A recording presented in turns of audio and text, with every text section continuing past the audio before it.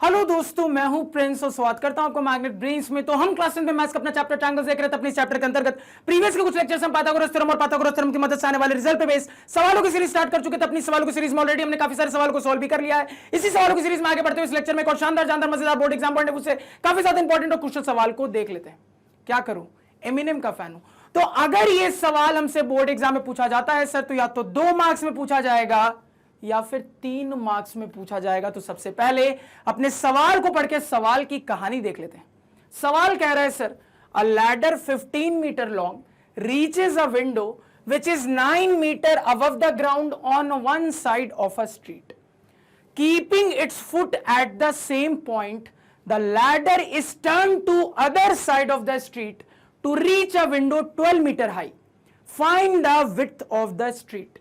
तो बिना time waste किए सवाल की सर्जरी स्टार्ट करते हैं। बिल्कुल ध्यान से सुनिएगा। तो अगर यह सवाल हमसे बोर्ड एग्जाम में पूछा जाता है सर, तो या तो फिगर के साथ पूछा जाएगा या फिर बिना फिगर के पूछा जाएगा। अगर फिगर के साथ पूछा जाएगा सर, तो 2 नंबर में पूछा जाएगा, क्योंकि उस केस में सवाल बहुत आसान हो जाएगा। लेकिन अगर यही सवाल एग्जाम में बिना फिगर के पूछा जाता है सर, तो उस सिचुएशन में सवाल की एनालिसिस थोड़ी सी इंटरेस्टिंग हो जाएगी। इंटरेस्टिंग कैसे हो जाएगी? जब हम सॉल्यूशन समझेंगे वहां पे आपको रियलाइज हो जाएगा।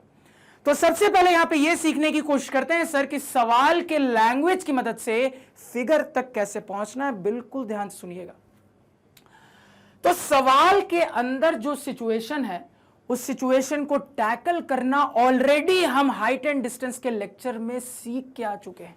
क्या मैंने कहा? मैंने कहा सर कि सवाल के अंदर जो कहानी है, सवाल के अंदर जो सिचुएशन है, उस सिचुएशन को कैसे टैकल करना है, ये प्रिंस सर ने आप लोगों को ऑलरेडी हाइट एंड डिस्टेंस में सिखा दिया है।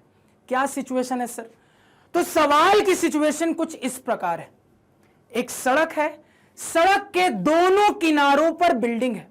आगे सवाल कहता है सर कि एक सीढ़ी है और उस सीढ़ी को बारी बारी से दोनों बिल्डिंग पे एक एक बार इंक्लाइन किया जा रहा है। इस सिचुएशन से रिलेटेड कुछ डेटा आपको गिवन है। फाइनली आपको सड़क की चौड़ाई पता करनी है। सर सवाल को फिर से और अच्छे से एलॉबरेट करके समझाता हूं, बिल्कुल ध्यान से सुनिएगा। सर सवाल की सिचुएशन कुछ ऐसी है कि एक सड़क है, सड़क के दोनों किनारों पर बिल्डिंग है। आगे सवाल कहता है कि एक सीढ़ी है जिसको दोनों बिल्डिंग पे बारी बारी से एक एक बार इंक्लाइन किया जा रहा है।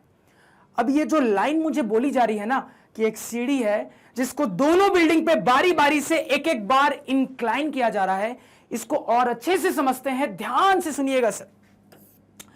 तो रीसेंट के लेक्चर में मैंने आपको सिखाया है कि अगर आप एक सीढ़ी को किसी कंस्ट्रक्शन के ऊपर इंक्लाइन करते हो सर, तो उस सिचुएशन में सीढ़ी का वो एंड जो कि जमीन को टच करता है उसको हम फुट कह देते हैं सर, और जो बचा हुआ एंड है उसको हम अपनी सीढ़ी का टिप कह देते हैं। ये मैंने आपको सिखाया है।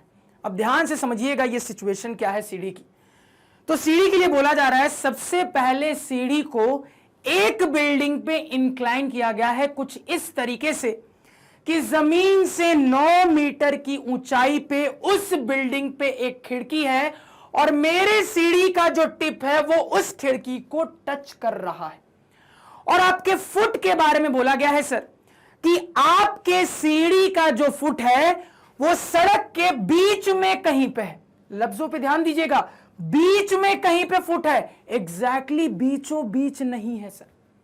अब इसके बाद आगे सवाल कहता है सर कि आपके सीढ़ी के फुट को डिस्टर्ब किए बिना, आपके सीढ़ी के फुट को हिलाए बिना सीढ़ी को अब दूसरे बिल्डिंग पे इंक्लाइन कर दिया गया है। और इस तरीके से इंक्लाइन किया गया है सर कि जमीन से 12 मीटर की ऊंचाई पे उस दूसरे बिल्डिंग पे एक खिड़की है और मेरे सीढ़ी का टिप उस खिड़की को टच कर रहा है। सर सीढ़ी का जो फुट है वो अभी भी वही है जहां पहले था, क्योंकि हमने यहां पे देखा कि सीढ़ी के फुट को डिस्टर्ब नहीं किया गया है। एक बिल्डिंग पे जहां फुट था दूसरे बिल्डिंग पे भी इंक्लाइन होने के बाद सीढ़ी का फुट वहीं पे है। अब यहां पे आपको और डाटा क्या गिवन है, तो आपको सीढ़ी की लंबाई बता दी गई है कि सीढ़ी जो है सर वो 15 मीटर लंबा है। फाइनली अब आपको इतने डेटा की मदद से यह कैलकुलेट करके बताना है कि सड़क की चौड़ाई क्या होगी। सवाल सभी को क्लियर हुआ? बिल्कुल क्लियर होना चाहिए। पुरानी यादें ताजा हुई क्या? बिल्कुल होनी चाहिए, क्योंकि आपको रिकॉल होना चाहिए कि इस टाइप की सिचुएशन को टैकल करने की पूरी डिटेल ऑलरेडी सर ने हाइट एंड डिस्टेंस में सिखाया था। सर ने इस टाइप की सिचुएशन के लिए सबसे पहले 3D मॉडल दिखाया। उस 3D मॉडल को फ्रंट व्यू से देख के कैसे 2D क्रिएट करना है, कैसे डायग्राम बनाना है, सर ने यह भी ऑलरेडी सिखा दिया है। तो जो सिखाया है सर उसको सीधे सीधे यहां पे अप्लाई करते हैं। बिल्कुल ध्यान से सुनिएगा सर। सबसे पहले अपने सड़क को रिप्रेजेंट कर लेते हैं। तो हमने जो सीखा था उसके हिसाब से हमारी जो सड़क होगी सर वो एक लाइन सेगमेंट से रिप्रेजेंट होगी, और ये जो लाइन सेगमेंट की लेंथ होगी सर यही मेरे सड़क की चौड़ाई को रिप्रेजेंट करेगी। इतना समझने में कोई दिक्कत नहीं होनी चाहिए। आगे बढ़ते हैं। अब मुझे बोला गया है कि सड़क के दोनों किनारों पर बिल्डिंग है, बिल्डिंग बना लेते हैं सर। तो इस किनारे पे भी एक बिल्डिंग बना लिया और इस किनारे पे भी एक बिल्डिंग बना लिया। ठीक है सर, बिल्डिंग बना लिया। अब ध्यान से सुनिएगा।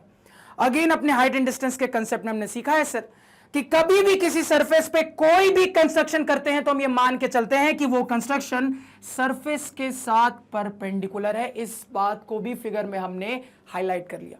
अब तुरंत आपके दिमाग में एक डाउट आएगा। क्या डाउट आएगा? तो तुरंत आपके दिमाग में डाउट यह आएगा सर कि पूरे सवाल में कहीं पे भी बिल्डिंग के बारे में कुछ बोला ही नहीं गया है और आप शुरुआत से बिल्डिंग बिल्डिंग कर रहे हो सर, ऐसा क्यों है? तो भावनाओं को समझिएगा। मुझे पता है कि पूरे सवाल में बिल्डिंग पे कोई चर्चा नहीं है, चर्चा जो है वो खिड़की पे है। अब कॉमन सेंस की बात है ना सर, खिड़की कहां होगी? खिड़की किसी ना किसी कंस्ट्रक्शन में होगी, या तो घर में होगी या बिल्डिंग में होगी या तो टावर में होगी। तो खिड़की अल्टीमेटली किसी ना किसी कंस्ट्रक्शन में ही तो होगी ना सर। तो चीजों को आप लोगों को और अच्छे से समझाने के लिए यहां पे मैंने डिस्कशन में बिल्डिंग को इंक्लूड किया ताकि कहानी अच्छे से समझ में आए। अब ध्यान से सुनिएगा। अब चूंकि सवाल में बिल्डिंग पे कोई चर्चा ही नहीं है सर, तो आपकी मर्जी होगी कि आप अपने दोनों किनारों के बिल्डिंग कितना ऊंचा बनाना चाहते हो। बिल्डिंग पे चर्चा ही नहीं है सर, तो प्योरली आपकी मर्जी है कि आप अपने दोनों किनारों के बिल्डिंग को कितना ऊंचा बनाना चाहते हो। आप चाहो दोनों किनारों की बिल्डिंग को ऑलमोस्ट बराबर हाइट का बना लो जैसा मैंने बनाया है, या आप चाहो तो एक को बड़ा दूसरे को थोड़ा छोटा बना लो, कोई दिक्कत नहीं है, प्योरली आपकी मर्जी है। इंपॉर्टेंट यहां पे बिल्डिंग नहीं है सर, इंपॉर्टेंट यहां पे वो खिड़की है जो कि जमीन से सर्टेन हाइट की ऊंचाई पे है। अब जिस तरीके से दोनों बिल्डिंग में खिड़की की बात हुई है सर, अब उस पे चलते हैं। तो खिड़की के बारे में बोला गया था कि एक बिल्डिंग में जमीन से 9 मीटर की ऊंचाई पे खिड़की है और दूसरे बिल्डिंग में जमीन से 12 मीटर की ऊंचाई पे खिड़की है। अब आपकी मर्जी है कि 9 मीटर वाली खिड़की यहां दिखानी है, 12 मीटर वाली खिड़की यहां दिखानी है, या फिर इसका उल्टा, यानी आप चाहो तो 9 मीटर की खिड़की यहां दिखा लो, 12 की यहां दिखा लो, प्योरली आपकी मर्जी है। तो मान लो बिल्कुल रैंडमली मैं 9 को यहां दिखाता हूं, 12 को इस तरफ दिखा लेता हूं सर, रिप्रेजेंट कर लेते हैं। तो मान लो 9 मीटर की खिड़की को मैं यहां तक कुछ मान लेता हूं सर, यानी कि ये जो हाइट हो गई ये यहां पे जमीन से 9 मीटर की हो गई सर, क्लियर है। अब यहां पे 12 मीटर वाली खिड़की जो होगी ऑब्वियसली है सर, इससे तो ऊंचाई होगी ना, तो मान लो यहां कहीं अपने 12 मीटर वाली खिड़की को रिप्रेजेंट कर लेते हैं। इतनी कहानी समझने में कोई दिक्कत क्या नहीं होनी चाहिए। अब आ जाते हैं सीढ़ी पे, तो ध्यान से सुनिएगा। तो सीढ़ी को इंक्लाइन करते हैं, बिल्कुल ध्यान से सुनिएगा सर। सीढ़ी को मान लो सबसे पहले इस बिल्डिंग पे इंक्लाइन करते हैं, तो यहां पे मान लो कुछ इस तरीके से इस बिल्डिंग पे मैंने सीढ़ी को इंक्लाइन कर दिया, बिल्कुल ध्यान से सुनिएगा। तो याद करिए मैंने अभी आपको एक लाइन बोली थी कि सर सीढ़ी का जो फुट है ना वो सड़क के बिल्कुल बीचों बीच नहीं है, बीच में कहीं है। अब आप कहोगे सर कि सीढ़ी के फुट के बारे में सवाल ने तो आपको कुछ भी नहीं बताया, तो आपने डिसाइड कैसे कर लिया कि सीढ़ी का फुट बिल्कुल बीचों बीच नहीं है, थोड़ा सा इधर उधर होगा? ये आपने कैसे डिसाइड कर लिया सर? ये आपके मन में डाउट आना चाहिए। अब यहां पे थोड़ी सी मैथमेटिक्स लगाओगे ना, आपको भी डिसाइड हो जाएगा कि बिल्कुल बीचों बीच क्यों सीढ़ी का फुट नहीं है। बिल्कुल ध्यान से अब इस मैथमेटिक्स को ऑब्जर्व करिएगा, बिल्कुल ध्यान से देखो। तो यहां पे थोड़ी देर के लिए मैं मान लेता हूं सर कि मेरे सीढ़ी का जो फुट है सर वो बिल्कुल सड़क के बीचों बीच है, थोड़ी देर के लिए मैं मान लेता हूं, और इस हिसाब से डायग्राम बना दिया। अब इसी सीढ़ी को क्या किया गया था सर, फुट के प्लेसमेंट को डिस्टर्ब किए बिना इस बिल्डिंग पे पटक दिया गया था, इस बिल्डिंग पे इंक्लाइन कर दिया गया था। कर दीजिए सर। तो इस सीढ़ी को अब इस बिल्डिंग पे कुछ इस तरीके से मैंने इंक्लाइन कर दिया। क्लियर है सर? अब देखो सर, सीढ़ी इधर रहे या इधर रहे, सीढ़ी वही है, सीढ़ी नहीं बदली है।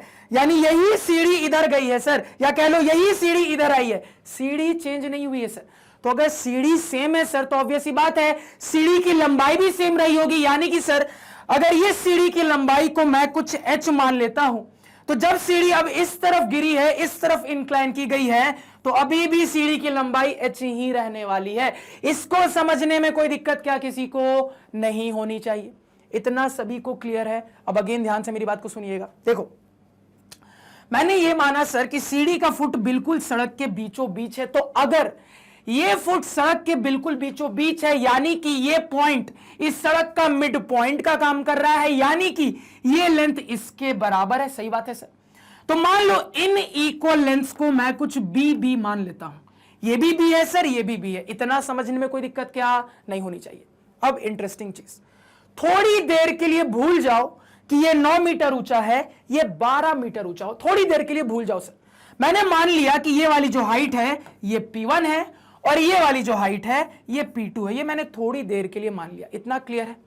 अब आपको क्लियरली फिगर के अंदर 2 राइट एंगल ट्रायंगल दिख रहे हैं, जहां पे साइड के टर्म में चर्चा हो रही है। तो ये क्लियर है सर, पाइथागोरस लगाना पड़ेगा।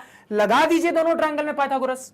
इसमें पाइथागोरस लगाएंगे, तुरंत लिख लेंगे सर एच स्क्वायर जो होगा ये P1 square plus B square के बराबर होगा। इसमें पाइथागोरस लगाएंगे तो लिख लेंगे सर एच स्क्वायर जो होगा ये P2 square plus B square के बराबर होगा। अब आपको क्या दिख रहा है? आपको दिख रहा है सर यहां पे गधा बराबर घोड़ा, गधा बराबर हाथी। तो क्या इनडायरेक्टली घोड़ा हाथी को बराबर नहीं कर सकते? बिल्कुल कर सकते हैं सर। कर दीजिए, घोड़ा हाथी को बराबर कर लेते हैं।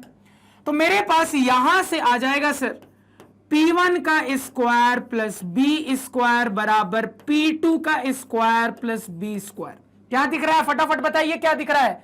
तुरंत कहोगे सर दिख रहा है कि बी स्क्वायर यहां से कैंसल। अल्टीमेटली मेरे पास आ रहा है P1 स्क्वायर बराबर P2 स्क्वायर। अब ये जो सोल्यूशन मेरे पास आ रहा है, इसको और आगे सॉल्व करते, ध्यान से सुनिएगा। तो इसको आगे कैसे सॉल्व करेंगे, पहले इतना नोट डाउन करिए सर। इतना सभी ने कर लिया नोट डाउन? अब ध्यान से सुनिएगा, इसको थोड़ा सा ऊपर लिख के सॉल्व करते हैं। तो P1 स्क्वायर बराबर P2 स्क्वायर। तो इस टाइप की चीज को सॉल्व करने के लिए मैंने आपको सिखाया है सर, या तो इसको इधर बुला लीजिए या इसको उधर भेज दीजिए। मान लो मैं इसको इधर बुला लेता हूं सर, तो मेरे पास हो जाएगा P1 square minus P2 square बराबर 0। तो एलजेब्रा लगता हुआ दिख रहा है sir, A square minus B square, A plus B into A minus B. Break down करिए तो ये हो जाएगा sir P1 plus P2 into P1 minus P2 बराबर 0। क्लियर हो गया? यानी यहां से 2 सोल्यूशन आते हुए दिख रहे हैं। एक सोल्यूशन P1 प्लस P2 बराबर 0, दूसरा सोल्यूशन P1 माइनस P2 बराबर 0। अब मुद्दा यह है दोनों सोल्यूशन सही होंगे या फिर कोई एक सोल्यूशन सही होगा। चेक करते हैं सर, ध्यान दीजिएगा, चेक करते हैं करके।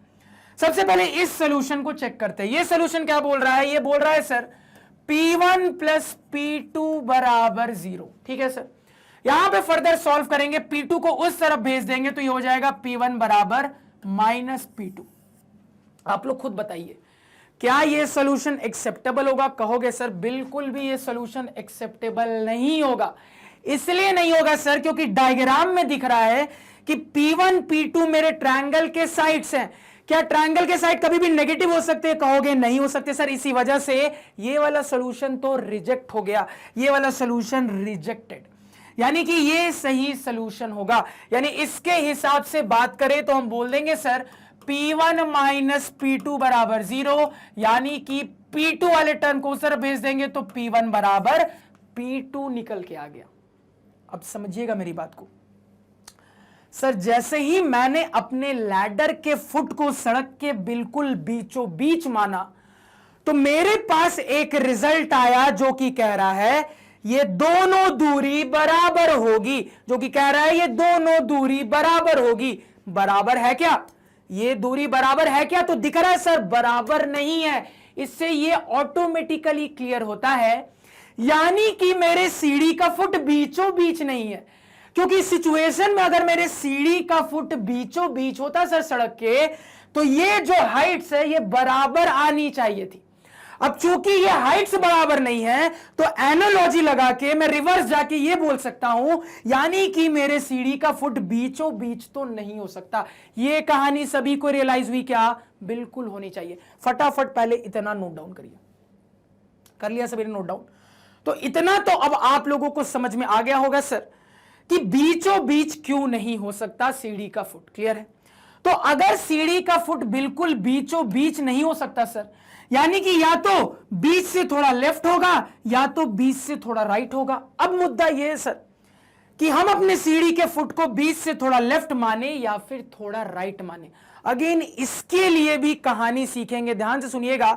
एक अच्छी मैथमेटिक्स इसके लिए सीखने वाले, बिल्कुल कंसंट्रेशन के साथ आगे की मैथमेटिक्स समझिएगा, बिल्कुल ध्यान से। ये तो बहुत आसान मैथमेटिक्स थी, आगे की मैथमेटिक्स थोड़ी सी इंटरेस्टिंग है, बहुत काम की आप लोगों के लिए, ध्यान से सुनिएगा। तो पहले इसको यहां से रब कर लेते हैं सर। इसको यहां से हटा दिया, ये तो h है, इसको यहां पे लिख लिया सर। यहां से अब इसको भी हटा देते हैं, इसको हटा देते हैं, इसको हटा देते हैं, इसको हटा देते हैं, यहां से इसको हटा देते हैं, इस मिड पॉइंट को हटा देते हैं। ठीक है? तो मैथमेटिक्स लगाने के लिए सर आपकी मर्जी है, आप शुरुआत में कहां मानना चाहते हो, आपकी मर्जी। आप अपने फुट को फिगर के हिसाब से मिड से थोड़ा लेफ्ट मान के स्टार्ट कर दो या राइट मान के स्टार्ट कर दो। अब कैसे भी स्टार्ट करो, मैथमेटिक्स जब लगाओगे तो ऑटोमेटिकली मैथमेटिक्स से क्लियर हो जाएगा कि आपने जो माना था वो सही माना था कि गलत माना था।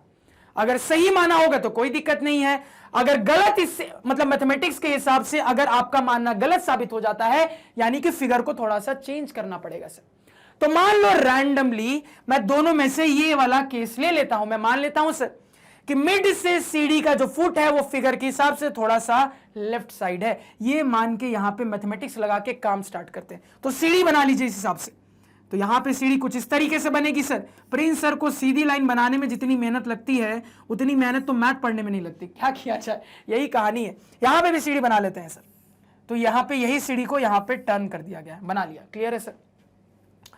अभी हमने देखा है सर कि यही सीढ़ी जो है ये इधर गई है, यानी कुल मिला के सीढ़ी की हाइट वही है।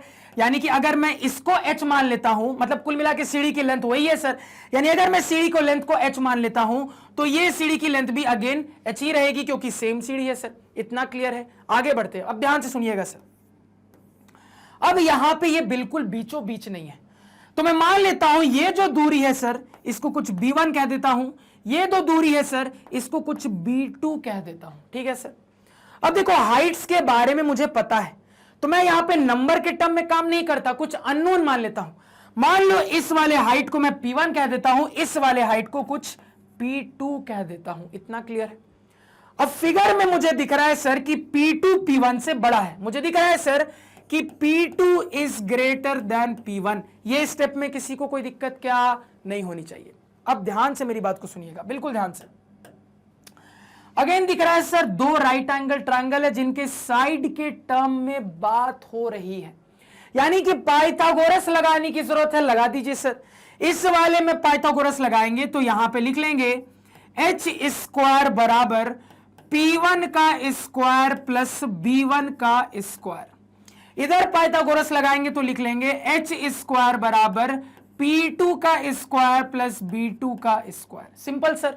अब अगेन आपको यहां पे दिख रहा है सर गधा बराबर घोड़ा, गधा बराबर हाथी।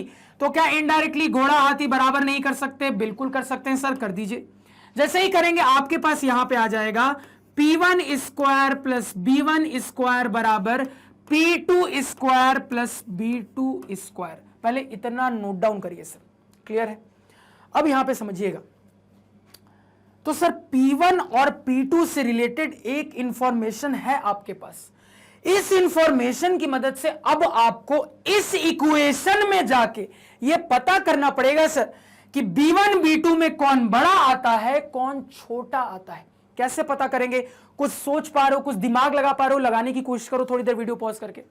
तो आपका दिमाग लगना चाहिए सर कि मुझे जिस इक्वेशन से इस कहानी को पता करना है उसके सारे टर्म स्क्वायर में, और इस इक्वेशन के कुछ टर्म्स एक और इक्वेशन में है, वहां पे स्क्वायर में नहीं है।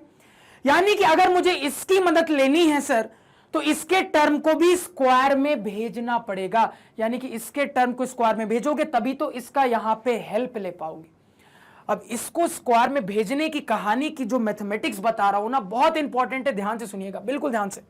इसको एग्जाम्पल से यहां पे समझते हैं, बहुत फोकस के साथ, बहुत इंपॉर्टेंट कंसेप्ट है, ध्यान से। इसको मान लो मैं यहां पे इसको थोड़ा सा छोटा लिख के समझा देता हूं, जगह नहीं है तो ध्यान से सुनिएगा। 12 मीटर थोड़ा सा ऐसे लिख देता हूं, इसको थोड़ा सा और क्लोज करके, और यहां पे अब मैथमेटिक्स समझते हैं, बिल्कुल ध्यान से सुनिएगा। अगर मैं आपको कहूं सर 5 ग्रेटर देन 3, सही बात है सर, बिल्कुल सही बात है। मैं कहूं स्क्वायरिंग बोथ साइड कर दो, ठीक है। मैंने आपको सिखाया है सर कि अगर दो चीजें इक्वल टू से कोरिलेटेड है, आप दोनों साइड स्क्वायर करोगे, बहुत आसान है, कोई दिक्कत नहीं है। लेकिन अगर दो चीजें एक इनइक्वालिटी से कोरिलेटेड है, वहां पे दोनों साइड स्क्वायर करना थोड़ा सा ट्रिकी हो जाता है सर, क्योंकि कुछ केसेस में ये साइन स्क्वायर करने के बाद बदल जाएगा। उसी को यहां पे सीखने की कोशिश कर रहे हैं, ध्यान से देखना। तो सर 5 ग्रेटर देन 3, बिल्कुल सही बात है, स्क्वायरिंग बोथ साइड करो।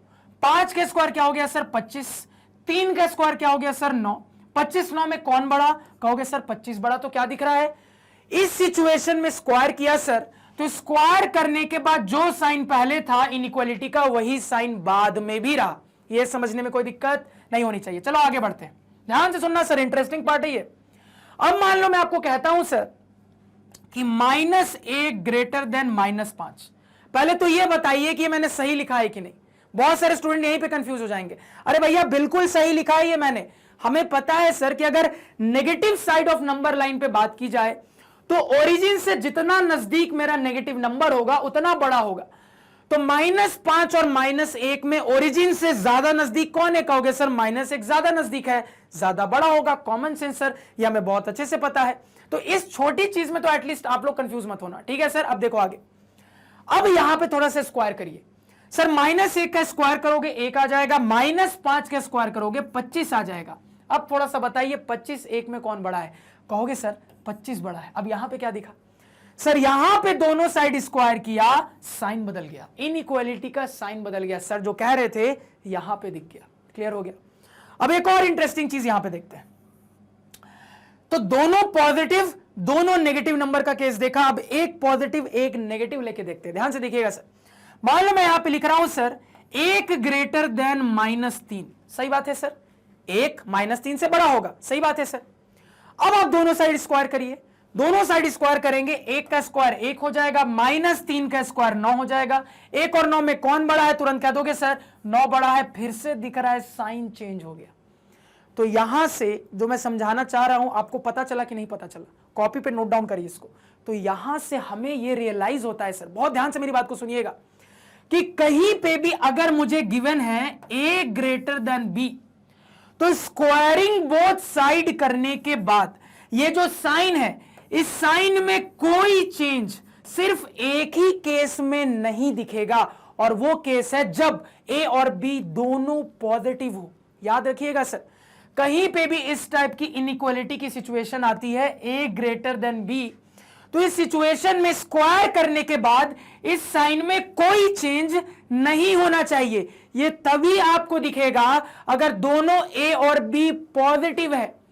अगर दोनों में से कोई एक भी नेगेटिव हो गया सर, उस केस में अगर स्क्वायर करोगे दोनों साइड तो साइन चेंज हो जाएगा। ये क्लियरली आपको यहां पे दिख रहा है। अगर दोनों में से कोई एक भी नेगेटिव हो गया सर, तो साइन यहां पे चेंज हो जाएगा। अब यहां पे एक और चीज को याद रखिएगा सर, दोनों नेगेटिव होगा, बहुत ध्यान से सुनिएगा सर, दोनों अगर नेगेटिव होगा तब तो कंफर्म साइन चेंज होगा, कंफर्म स्क्वायर करने के बाद साइन चेंज होगा। लेकिन अगर एक पॉजिटिव एक नेगेटिव रहा सर, तो साइन चेंज हो भी सकता है, नहीं भी। इसको भी समझाता हूं कैसे। यहां पे मान लो एक और एग्जांपल लेता हूं। मान लो मैं आपको कहता हूं सर 5 ग्रेटर देन -3, सही बात है सर। स्क्वायर करिए दोनों साइड, यहां पे 25 आ गया, यहां पे क्या आ गया सर 9 आ गया। अभी भी कौन बड़ा है, 25 बड़ा है। तो यहां पे दो इंपॉर्टेंट चीज आप मेनली याद रखना, दोनों अगर पॉजिटिव है स्क्वायर कर दोगे साइन चेंज नहीं होगा, दोनों अगर नेगेटिव है स्क्वायर कर दोगे सर दोनों साइड, साइन चेंज हो जाएगा, ये तो कंफर्म है। पहले इसको कॉपी पे नोट डाउन करो। बस आपको दिमाग में ये रखना है कि अगर एक पॉजिटिव दूसरा नेगेटिव है सर, स्क्वायर करने के बाद साइन चेंज हो भी सकता है, नहीं भी हो सकता है। ये हम तब तक डिसाइड नहीं कर सकते जब तक हमें यह पता नहीं चलेगा कौन सी क्वांटिटी बड़ी है कौन सी छोटी है सर। तो अगर एक पॉजिटिव एक नेगेटिव का केस है तो वहां पे बिल्कुल श्योरिटी से नहीं बोल सकते कि साइन चेंज होगा कि नहीं होगा, क्योंकि हमने ऑब्जर्व किया साइन चेंज हो भी जाता है कुछ केस में नहीं होता है। कंफर्म क्या है सर? कंफर्म दो बातें, अगर दोनों पॉजिटिव है साइन चेंज नहीं होगा स्क्वायर करने के बाद, अगर दोनों नेगेटिव है कंफर्म साइन चेंज हो जाएगा सर आपका स्क्वायर करने के बाद। ये दो बातें कंफर्म है, इनको कॉपी पे नोट डाउन कर लीजिए, बहुत इंपॉर्टेंट बात। अगर एक पॉजिटिव एक नेगेटिव है सर, साइन चेंज हो भी सकता है नहीं भी हो सकता, बहुत क्रूशियल पॉइंट, नोट डाउन कर लीजिए। मतलब ये जो पॉइंट मैंने आपको यहां पे सिखाया ना, ये आपको 10th के मैथ में तो मदद करेगा ही, कंपटीशन में बैठोगे वहां मदद करेगा, और 11th 12th में तो मतलब भरपूर तरीके से मदद करेगा। बहुत इंपॉर्टेंट इनइक्वालिटी का कंसेप्ट है। क्लियर है? इतना सभी समझ गए, इतना सभी ने नोट डाउन कर लिया। अब आगे बढ़ते हैं। अब ध्यान से सुनिएगा सर, इसको यहां से हटा दो, इसको यहां से हटा दो। अब बात करते हैं, अब ओरिजिनली यहां पे आ जाते हैं। तो सर स्क्वायर होने के बाद सर अगर मैं दोनों साइड स्क्वायर कर दूं तो साइन चेंज होगा कि नहीं होगा इस केस में? तो P2 P1 देखिए आप फिगर में, P2 P1 दिख रहा है सर, मुझे क्लियरली ऑब्जर्व हो रहा है। P2 P1 हाइट्स हैं जो कि कभी भी नेगेटिव नहीं हो सकते, मुझे दिख रहा है सर फिगर में P1 P2 हमेशा पॉजिटिव होंगे। तो दोनों पॉजिटिव स्क्वायर करेंगे, साइन चेंज नहीं होगा सर, साइन चेंज नहीं होगा। यानी कि मैं ये बोल सकता हूं, ये समझने में कोई दिक्कत किसी को नहीं होनी चाहिए। अब इसको फर्दर प्रोसीड करते हैं सर। मान लो इसको इधर बुला लेता हूं मैं, इसको इधर बुला लूंगा तो मेरे पास हो जाएगा सर, यहां पे ध्यान से देखिएगा, थोड़ा सा साइड हो जाता हूं, P2 स्क्वायर ये वाला टर्म इधर आएगा तो minus P1 square greater than 0, ये हो जाएगा सर। सही बात है, इसको दिमाग में रखिएगा। अब देखो इसके हिसाब से ना इसको थोड़ा सा रीअरेंज करते हैं। तो इसको थोड़ा सा रीअरेंज करोगे तो क्या हो जाएगा, ध्यान से सुनिएगा। मान लो मैं P2 को इधर भेज देता हूं, B1 को उधर भेज देता हूं, तो मेरे पास हो जाएगा सर P1 का स्क्वायर माइनस P2 का स्क्वायर बराबर राइट साइड में सर यहां पे B2 का स्क्वायर, ये इधर चला जाएगा तो माइनस B1 का स्क्वायर, ये मैं बोल सकता हूं। अब देखो sir P2 square minus P1 square मुझे ये चाहिए, यानी दोनों साइड माइनस साइन से मल्टीप्लाई कर दो, दोनों साइड माइनस साइन से मल्टीप्लाई कर देंगे तो ये हो जाएगा sir P2 square minus P1 square बराबर इस तरफ हो जाएगा B1 square minus B2 square. क्यों मैंने ऐसा किया? क्योंकि मुझे ऐसा टर्म लाना है सर, तभी कंपेयर कर पाऊंगा।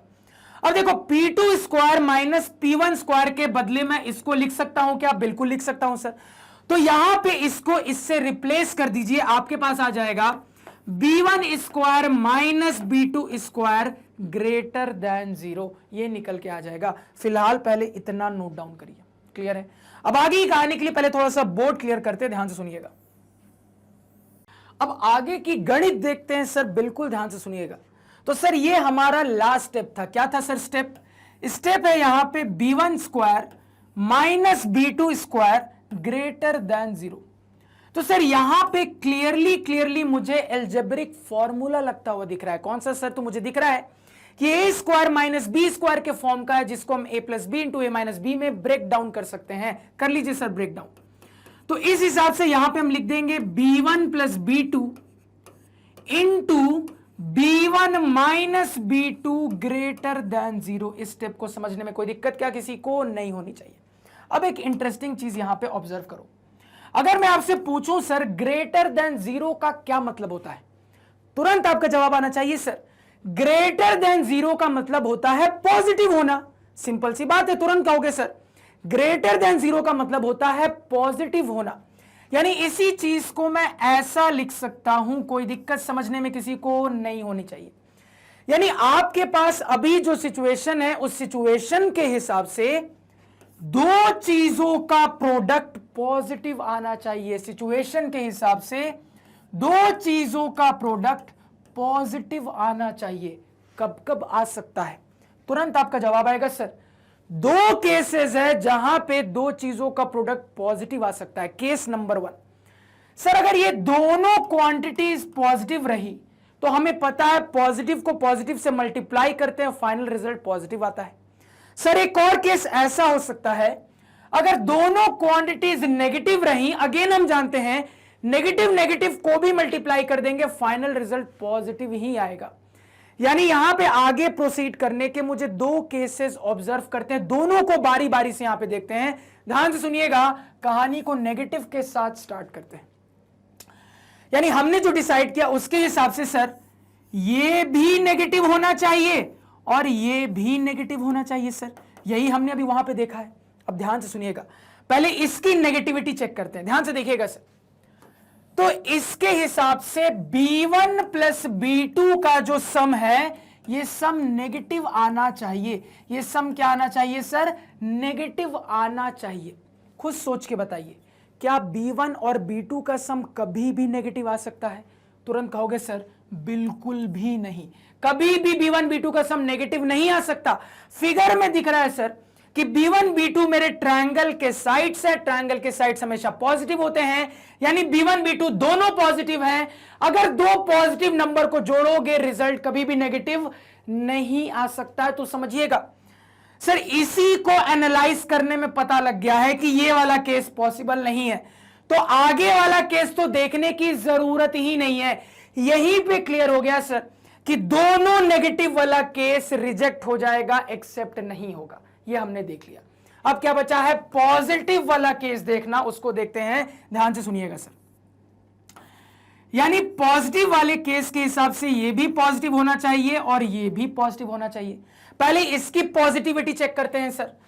तो ये है मेरे पास b1 प्लस b2 जो कि पॉजिटिव होना चाहिए, और हमने अभी अभी देखा है सर कि b1 b2 दोनों पॉजिटिव है। दो पॉजिटिव क्वांटिटीज को जोड़ोगे तो रिजल्ट पॉजिटिव तो आएगा, यानी ये वाली चीज तो पहले से सेटिस्फाई हो रही है सर। यानी इस हिसाब से इसको भी सेटिस्फाई होना पड़ेगा, यानी कि सर b1 माइनस b2 को पॉजिटिव आना पड़ेगा। ये सभी को समझ में आया? आना चाहिए। अब अगेन समझिएगा, पॉजिटिव होने का क्या मतलब है? तो तुरंत कहोगे सर पॉजिटिव होने का मतलब है ग्रेटर देन 0 होना। यानी इसी चीज को मैं ऐसा भी लिख सकता हूं। अब यहां पे चीजों को रीअरेंज करिए, b2 को उस तरफ भेज दीजिए, b2 को उस तरफ भेजेंगे, आपके पास आ जाएगा b1 ग्रेटर देन b2। क्या आ गया है सर? वो चीज आ गई है जिसके लिए इतनी मेहनत की। यानी यहां पे जाके फाइनली हमने ये साबित कर दिया है कि b1 बड़ा होगा सर b2 के कंपैरिजन में। यानी कि हमने अपने डायग्राम के हिसाब से ये जो कहानी बनाई थी ये गलत है। एक्चुअली में मेरे फिगर के हिसाब से मिड पॉइंट से थोड़ा सा राइट मेरे लैडर का फुट होना चाहिए था। सही करिए इस चीज को, पहले इतना नोट डाउन करिए सर। अब इस चीज को यहां पे सही करते हैं, ध्यान से सुनिएगा। पहले इन बेकार चीजों का जिसका काम हो गया उसको यहां से रब कर देते हैं। तो इसको हटा दो, इसको हटा दो, अब इसको भी हटा दो, इसको भी यहां से हटा दो, इस पॉइंट को हटा दो। तो सर ये हमारे सड़क का मिड होगा, और जो कि हमने डिसाइड किया उसके हिसाब से मिड से थोड़े से राइट की तरफ जो पॉइंट हम कंसीडर करेंगे वही मेरे लैडर का फुट कहला जाएगा। तो बिल्कुल रैंडमली मिड से थोड़े से राइट की तरफ मैंने एक पॉइंट को कंसीडर किया और वही मेरे फिगर के हिसाब से मेरे लैडर का फुट बन जाएगा सर। अब लैडर भी बना लेते हैं। तो इस केस के हिसाब से लैडर बनाएंगे सर तो कुछ इस तरीके से बन जाएगा। यहां पे ध्यान से, बहुत ध्यान से, प्रिंसर को सीधी लाइन बनाने में हमेशा दिक्कत होती है लेकिन प्रिंसर जरूर बनाएंगे। इस केस के हिसाब से भी लैडर बना लेते हैं सर, कुछ इस तरीके से बन जाएगा। तो लैडर बना लिया सर, क्लियर हो गया। यानी अब जाके सटीक फिगर हमारे सामने आया है। पहले फिगर बना लीजिए। अब मेरी बात को फिर से ध्यान से सुनिएगा। तो आपके मन में सवाल आएगा कि सर एग्जाम में इतना टाइम नहीं होता कि एक सवाल में इतनी एनालिसिस कर सके सर, क्या इसी चीज को पता करने का कोई दूसरा तरीका भी है? बिल्कुल है सर। एक और तरीके से सोच सकते हो, ध्यान से सुनिएगा। तो मान लो मैं इस हाइट को P1 कह देता हूं, इस हाइट को P2 कह देता हूं। चूंकि सर सेम ही लैडर दोनों बिल्डिंग पे इंक्लाइन किया जा रहा है, यानी कि सर ये लेंथ बराबर है। मान लो अपने बराबर लेंथ को मैं h मान लेता हूं। इसमें पाइथागोरस लगाऊंगा तो मैं लिख लूंगा h स्क्वायर बराबर P1 का स्क्वायर प्लस B1 का स्क्वायर। सर यहां पे पाइथागोरस लगाऊंगा तो लिख लूंगा h स्क्वायर बराबर P2 का स्क्वायर प्लस B2 का स्क्वायर। दिख रहा है सर, गधा बराबर घोड़ा, गधा बराबर हाथी, इनडायरेक्टली घोड़ा हाथी बराबर कर सकते हैं। घोड़ा हाथी बराबर करने के बाद यहां पे लिख लेंगे sir P1 square plus B1 square बराबर P2 square plus B2 square. यहां तक समझने में किसी को कोई दिक्कत क्या नहीं होनी चाहिए। अब फिर से मेरी बात को ध्यान से सुनिएगा। तो चूंकि अपने फिगर से मुझे पता है सर कि P1 P2 B1 B2 ये चारों के चारों टर्म्स पॉजिटिव होंगे, उस हिसाब से अब देखो मैं क्या क्या कह सकता हूं, ध्यान से देखिएगा। सर मुझे अगेन फिगर में दिख रहा है कि P2 P1 के कंपैरिजन में बड़ा है, तो अगर P2 P1 के कंपैरिजन में बड़ा है यानी P2 का स्क्वायर भी P1 स्क्वायर के कंपैरिजन में बड़ा होगा सर। यानी कि यहां पे अगर मैं हाईलाइट करूं तो मैं ऐसा हाईलाइट कर सकता हूं सर, मुझे दिख रहा है कि P2 का स्क्वायर जो है सर ये P1 के स्क्वायर के कंपैरिजन में बड़ा है, यानी कुल मिला के यहां पे मैं ऐसे हाईलाइट कर सकता हूं, ये टर्म बड़ा ये टर्म छोटा। अब समझिएगा सर, आपको बीच में इज इक्वल टू के मदद से एक बैलेंस मेंटेन करना है।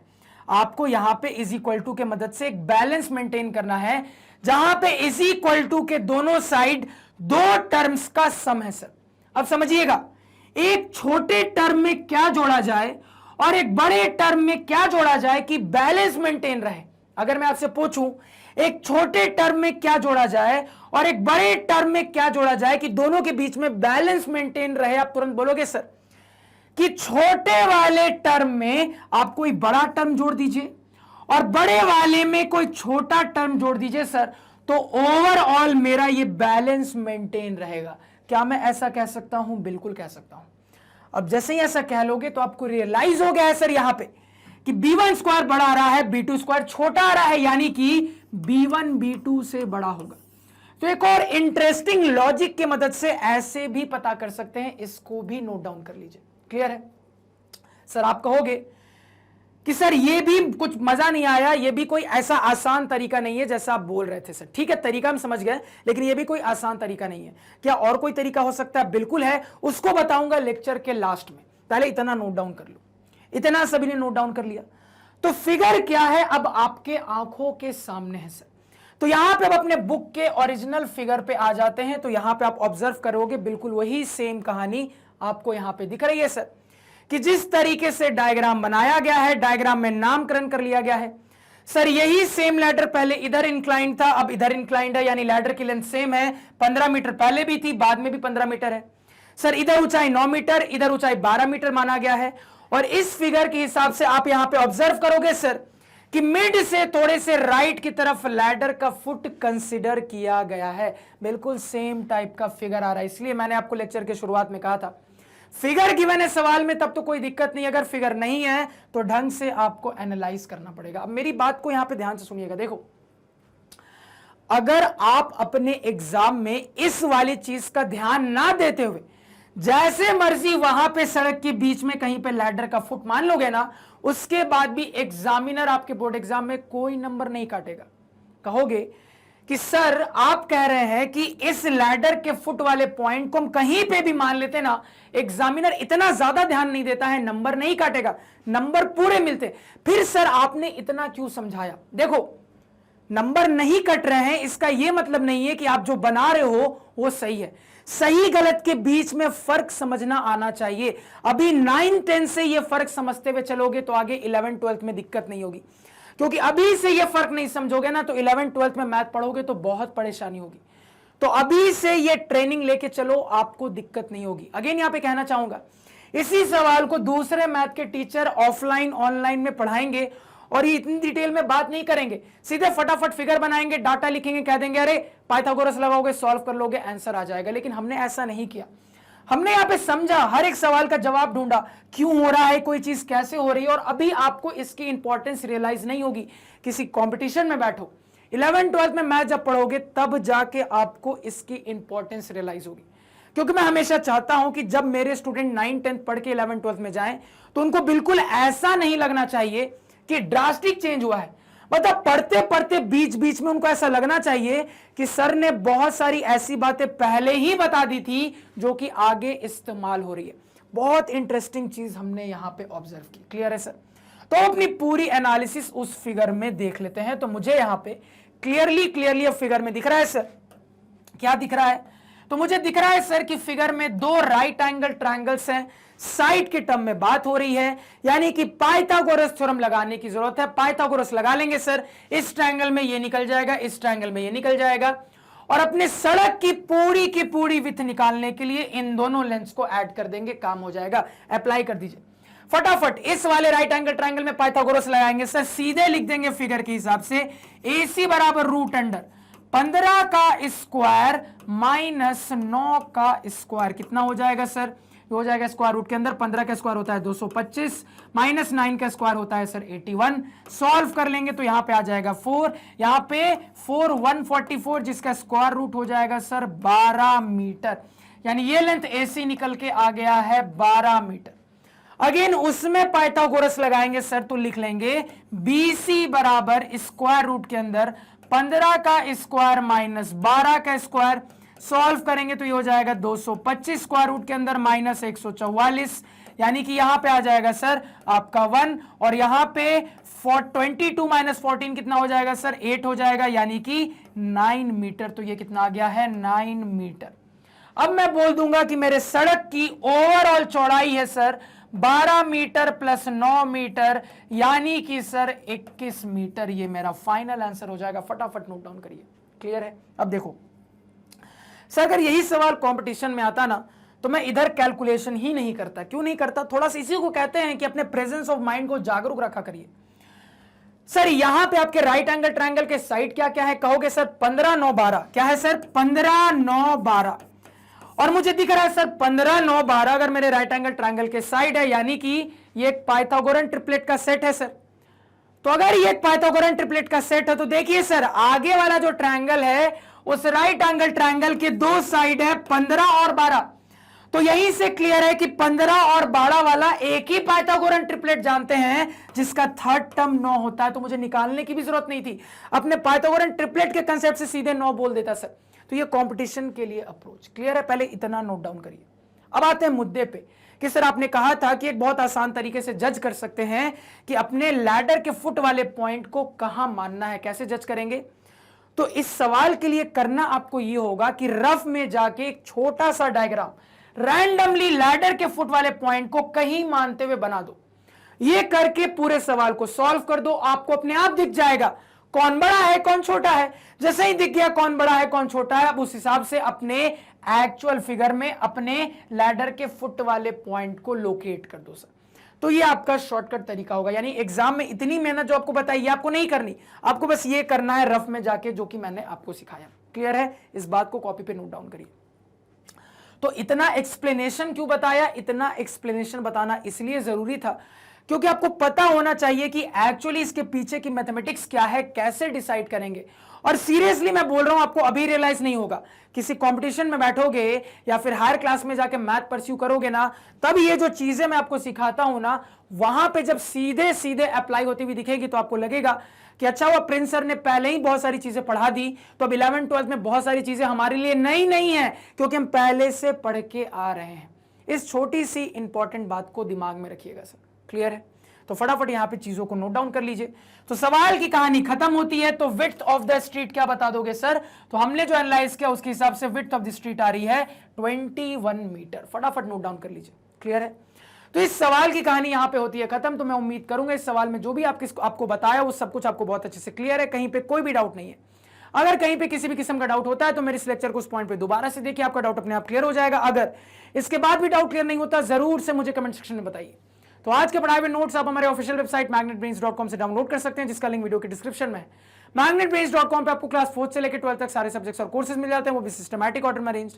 और सबसे इंपॉर्टेंट बात, मैग्नेट ब्रेन्स दूसरे चैनल जैसा नहीं है जो कि शुरुआत का हल्का फुल्का कंटेंट फ्री में देता है लेकिन बाकी के कंटेंट के लिए पैसे मांगता है। यहाँ पे पूरा का पूरा क्वालिटी कंटेंट, क्वालिटी टीचर्स के द्वारा पहले भी फ्री था, अभी भी फ्री है, आगे भी रहेगा। इसी नोट के साथ लेक्चर को एंड करते हैं सर। Thank you.